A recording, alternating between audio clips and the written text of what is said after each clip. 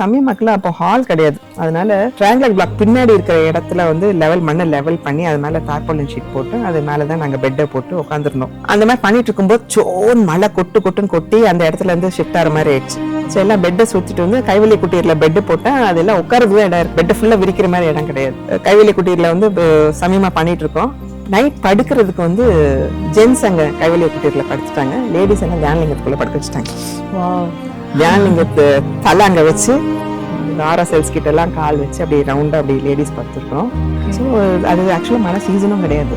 Weird சமயமா நடக்கும்போதெல்லாம் மழை பெய்யும். அப்பெல்லாம் க்ளோசிங்ல வந்து வார்த்திகா சொல்றாங்க, இவரோட எனர்ஜி ரொம்ப விரயமாகுது, இங்க அங்க இடத்த மாறி மாறி விரயமாகுது. அவரை விட்ட 7th ஹில்ல ஓப்பன்ல கூட அவர் சமயமா எடுப்பாரு, பட் நம்ம எல்லாம் சேர்ந்து ஒரு ஹால் கூடவா கட்டக்கூடாது, அவர் சமயமா இவ்வளவு கொடுக்குறாரு சொல்லி சொல்லும் போது எனக்கு வந்து உள்ள அது ரொம்ப தோணுச்சு. இப்படி கொடுக்குறாரு அவர் எனர்ஜியை, லைஃப் எனர்ஜிஸை கொடுக்குறாரு, பட் ஒரு இடம் கூட இல்ல அவர் பண்றதுக்கு ப்ராப்பரா அப்படின்றது உள்ள தோணுச்சு.